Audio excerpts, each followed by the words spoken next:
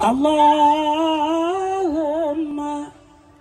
sholli ala nuril anwar wasiril asrar wa tiryakil aghyar wa miftahi babil yasar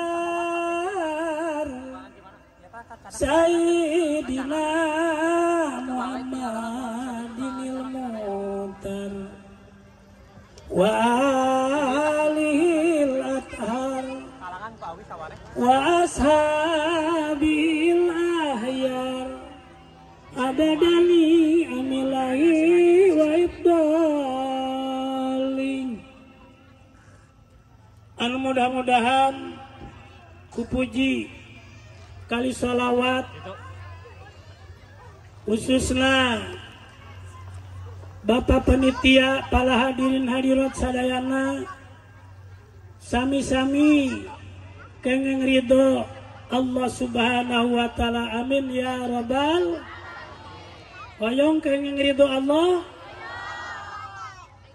Para wargi sadayana di alam dunia tengah ukur dua. Anu sakitu lobana timimiti Nabi Adam nepi ka ayeuna teh aya 2.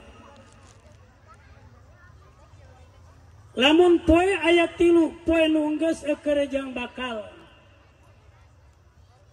Lamun tugas hiji ibadah ti Allah Subhanahu wa taala.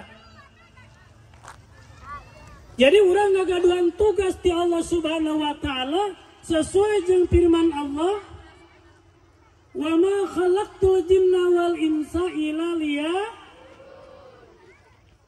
Naon bu ari ngaran ibadah? Salat. Kemudian urang dina beungeut ditanya, "Mang mana ari beungeut?" Nyabakan irung eta malin beungeut irung. Naon ari ngaran ibadah teh luas, mari sareana. Luas. Ngaran ibadah teh ngan aya ibadah anu pokok jeung guar pokok, aya ibadah mahdo jeung guar mahdo. Naon ari ngaran ibadah? Ieu kalebetkeun ibadah henteu ya urang ngariung di dieu. Ibadah. Fa'lul mukallafi ala khilafi hawa nafsihi fa huwa ibadatun. Lacak nafsu mah kuring cicing dieu teh hoream. Jaba dina jukut, jaba loba reungit, jaba tuluh jeung saliana dilawan ieu teh ibadah sadayana. Ngan aya ibadah anu mahdo jeung goer mahdo. Nya mungkin ti antara ieu disebutkeun ibadah goer mahdo. Alhamdulillah. Para jamiah sadaya. Nomor kedua, mangkat antarana segala upaya orang kaitkan karena ibadah. Kaitkan karena ibadah. Rek sare kudu niat ibadah. Bisa sare niat ibadah? Kumaha carana? Kerek. Rek tuang kudu naon dikaitkan karena ibadah? Cingkuma talapudna tuang nu ngait kana ibadah. Kumaha? Boga harus salat na usoli fardhu duhri. Pira kudek dahar usoli fardhu dahar. Kudu ngait kabeh kana ibadah. Ieu lamun urang ngariung di dieu teu ngait kana ibadah rugi. Insyaallah lamun ngait kana ibadah mah untung di ibadat butiti. Lain butiti jalmi nya aya ngaran butiti. Punten we bisa butiti. Lacau nu panghanapna eta ngaran ibu teh. Tapi lamun ngait kana sehang init bakal init kasaha bakal init dipake ngajajabkeun panganten. Padahal ngan ukur buti. Tapi kulantaran ngait kana sehang tetep milu pesta. Bener gitu? Lamun urang dibere butiti cau nu panghanapna. Paling urang teh geunah maneh teh cenah ka urang teh ngaledek-ledek teh. Da urang teh boga tuh di imah cau tanuk. Boga ucang urang teh cau raja bulu raja cere. Ieu mah cau butiti ngaledek pasti kitu. Tapi lamun urang dibere cau saturuy padahal ayat cau butitina tapi ngarentet karena si anak urang seri sadaya. Mata perlu dikaitkan karena ibadah. Mudah-mudahan para wargi sadayana naon anu ku urang dikorbankan disumbangkan berupa harta tenaga jeung pikiran oge dua sing jadi ibadah. Tah mata urang kudu ngait karena ibadah. Urang ngariung kaitkeun kana ibadah. Sabab lamun ngait kana ibadah, rugina tetep naon? Tetep untung. Rugina tetep untung. Urang di dia cangkel, pan rugi, tapi tetep untung. Sanajan balik tadi banan keresek. Ya, tetep urang untung. Nah, cana balik ya. Tina acara riungan peringatan atas 1 Muharram tengah jingjing ale-ale jeung mih 2 tapi tetap untuk sabana ngait karena ibadah leres dikaitkan dengan ibadah. Alhamdulillah hiji mata kurang lamun rek tuang kudu ngait karena ibadah sama aya surat rek tuang aya surat akar tuang aya batal urang tuang tapi lamun dikaitkan karena ibadah insyaallah bakal kapenak keberkahan dunia jeung akhirat. Urang tadi panggis ngadua ya Allahumma inni as'aluka salamatan pidi wal afiatan pi wa barakatan talamun hayang berkah rezeki kudu seperti kieu di mana teh aya yang datang penitia peringatan ulah nyumput sok nyumput tara ulah nyumput lamun hayang naon hayang berkah ulah nyumput tah hiji kaitkeun kana ibadah urangnya ieu kaitkan karena ibadah maka mesti cek ulama dijelaskan pantas ke urang sarea wayan bagi ayas tagriko jami'a auqatin fi ibadatin pantas ke urang sarea meakan waktu anu 24 jam dipakai ibadah pantas teh manusia urang mah naon ari manusia teh cing naon ari ngaran manusia mana nusia cek bahasa coba urang boga naon daya manu Allah kabeh oge badan urang langit jeung bumi lillahi ma fis samawati wal ard kami cek matak disebut urang teh manusia mana nusia berarti urang teu boga naon mata kaitkeun ku urang kana ibadah 24 jam kaitkeun kana ibadah tanutup kemungkinan bisa atuh cenah kumaha kuring pan boga domba jeung boga koreden di kebun ari kudu ibadah maruk meureun ibadah teh eta wungkul urang oge ka kebun mawa carangka mawa arit cek urang terek niatan ibadah sabanon keur maraban domba sedangkan ari maraban binatang eta tina sawarnya kewajiban berarti ibadah lengkahna menang pahala ti Allah urang we ingat itu ka dieu sabrek nang niat nangan ilmu memang ngalengkah geus dihampura ku Gusti Allah Subhanahu wa taala.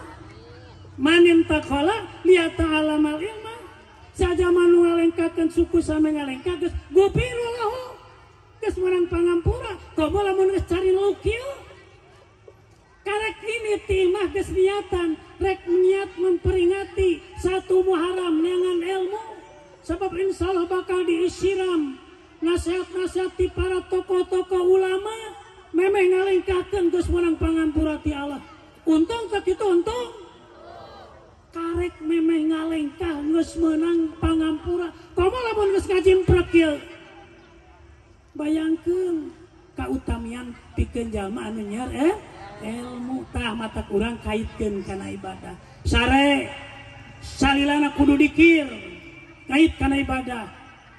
Mitina urang maca naon bismillah tuluy maca doa-doa cara sarena diatur ulah janji reup batak cekolat mah ulah sare eukeur tunuh ulah dahar eukeur lah nah kumari dahar eukeur lapar kumaha cing ari sare ulah eukeur tunuh kumaha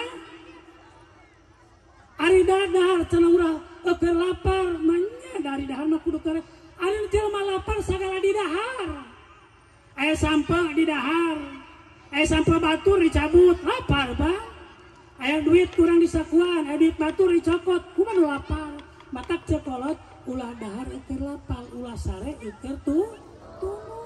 Malah sare nu keur tuluh di mana we dugna? Kajanteng di kan pangokopan, kerek we di dinya. Tah cekol kitu mata kaitkeun kana ibadah pe sare. Insyaallah lamun urang sare mimitina mangga doa maca bismillahirrahmanirrahim bismillahirrahmanirrahim. Rapa sare berarti keur sare eta teh salilana maneh teh maca bismillah. Sablek hudang kerek maca deui, rek maca bismillah deui. Memeh saya maca bismillah, rek hudang maca bismillah. Cek sarena katerangan inti darus salat ba'da salat salatun. Inti daru bismillah ba'da bismillah bismillatun eta ge sarua. Ngadaguan salat. Sangga salat urang ka masjid poe Jumat, salat heula 2 rakaat di tahiyatul masjid umpamana nungguan nepi ka salat. Tah ti dieu nepi ka dieu teh meunang pahala salat. Mata inti daru bismillah, badal bismillah, bismillatun we urang ge. Berarti salina keur sare teh urang maca bismillah. Kadua urang neangan ridho Allah. Hayang menang ridho Allah. Saha nu alim da jeung ge hayang menang ridho Allah. Hayang menang ridho Allah. Rek tuang kudu hayang menang ridho Allah. Rek ngaleut hayang ridho Allah, rek diacuk hayang ridho Allah. Pokona sagala rupa hayang aya dina ridho Allah. Naon sababna? Sabab lamun urang teu menang ridho Allah kanggo naon? Tuang teu menang ridho Allah, menang bebendu Allah. Da aya nu tuang matak jadi dipika bendu ku Allah. Tuang naon cing? Tuang anu haram, anu subhat, anu riba eta teh teu meunang ridho gitu. Urang tuang anu mana anu halal alhamdulillah. Tara ngadahar barang riba, tara nyokot duit emok, tara cenah alhamdulillah taranya. Kada ulah sok coba-coba eta nyokot duit emok bahaya eta teh. Mata timbul penyakit naon? Penyakit lambung. Terang penyakit lambung. Pek waeuna nyokot duit barang ribawi ningan teu kabayar anakan deui apa jadi mikir. Ari geus mikir pan kurang dahar, kurang sare kana lambung. Datang teh ka dokter Irfan dipariksa, Pak ya abi panyawat kunaon? Dibere maktab, dibere proma, dibere gelusil, dibere milanta sirop, milanta tablet. Pak geuning teu mending wae kumaha? Meureun we ngadaharan barang anu dilarang ku agama. Tara aya nu bang emok di dieu. Tara eueuh. Alhamdulillah ari tara aya. Tah matak urang kudu neangan ridho Allah. Lamun eta mah beunang ridho Allah. Tah dua, hiji tugas hirup, kadua tujuan hirup. Tah mudah-mudahan palawargi sadan alhamdulillah. Urang sararea sarta jisim abdi jeung para jamiah sadayana mungkin teu bireuk deui ka jisim abdi pada apalnya. Hatina mudah-mudahan urang dina raraga memperingati naon ya teh? Memperingati satu Muharram. Cerita hijrah Kangjeng Nabi di mana? Di kota Mekah ke kota Madinah. Naon hari hijrah teh? Pindah tak urang yang mudah-mudahan we. Tina tingkah laku anu goreng hijrah kana tingkah laku anu sae. Gitu. Urang ge muga jadi hijrah. Ari hijrah teh sanu berangkat sahabat muhajir. Dugi ka mana? Ka Madinah disebutkan sahabat Ansor. Tah mudah-mudahan pagi sadayana urang hijrah ya di bumi masing-masing ninggalkeun golodog mun aya keneh golodog mah nya urang hijrah ka tempat mudah-mudahan masing dipaparinan hidayah ku Allah Subhanahu wa taala. Putuh Mekah artina buka di kota Mekah sehingga Rasulullah di Madinah bisa pulang deui ka Mekah. Laluasa ngembangkeun syariat agama. Takwal kitu palawargi sadayana langkung saur atana pikirangna dina raraga taosyah sababna aya keneh satu kangen jisim abdi jeung abdi oge aya buruan di ditu. Ya batak punten ka sarea mun jisim abdi jol asalam jol belecet teh atuh boga buruan ku sadayana. Boga buruan deui aya pamaksudan nu lain. Kual kitu pagi sana langkung saur atana pikirangna dina raraga tasyah memperingati satu Muharram 1440 sabariji hijrah. Mudah-mudahan urang sadayana dimudahkan diberkahkan cing digedekan siki Sarka karena siki wae atuh. Kita cabak teh dina kolor ngadilu. Gede rezekina, jauh balai alus nama tong jauh ting balai teh nya deket gitu. Sabar lamun teh mah geus ditantukeun ku Allah mana balai teh bakal di Jakarta. Ari meurang menta mah meureun di buruan, bari dicokot ku urang teh gitu. Tak kepala wargi sarena mudah-mudahan langkung saur atana pikirannya di nararaga tausiah. Mohon dibuka pintu maaf anu saageng-agengna jeung urang siri duakeun jeung urang sirna galih mudah-mudahan cing sirna tenang galih pikir amin. Matak jisim abdi teh lain boncaret tulisanna nya. Lain boncaretnya. Boncaret mah sok recet meureun. Pabuaran sok ya nangewer sok ngawer-wer gitu. Matak jisim abdi ngaranan sirna ga. Naon artina sirna? Nah, tenang. Kajan teuing dahar jan balem nyare asal dipurukan geruk purut ngeun awe. Telem pada balem sapu nyare. Matak sirna. Ari galih naon? Ari galih naon? Cobi galih cenah. Pikir. Jadi tenang mudah-mudahan sareng anu ngalingkung dina waktu saena cing tarnang pikirna, cing ulah loba hutangna amin. Matak cimina ngadoa naon? Allahumma inni a'udzubika minal hammi wal ghammi wal hajj wa a'udzubika minal jubni wal bu wa a'udzubika min ghalabati daini wa qahri rijal. Gusti raksa abdi tina loba hutang. Gaduh hutang teu? Gaduh. Itu matak eta apalkan doa insyaallah. Insyaallah moal boga hutang. Dibaca 11 kali tiap penting. Insyaallah moal boga hutang asal ulah loba nganyuk sakitu. Dibaca 11 kali nganyuk terusnya ngabek ke hutangnya. Benar.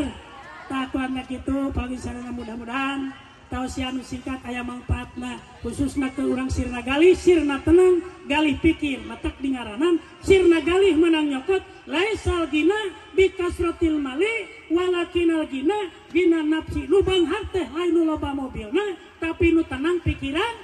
Cara pale tenang pikir cing baca surat Alam Nasroh 152 tiap penting insyaallah bakal tenang pikiran.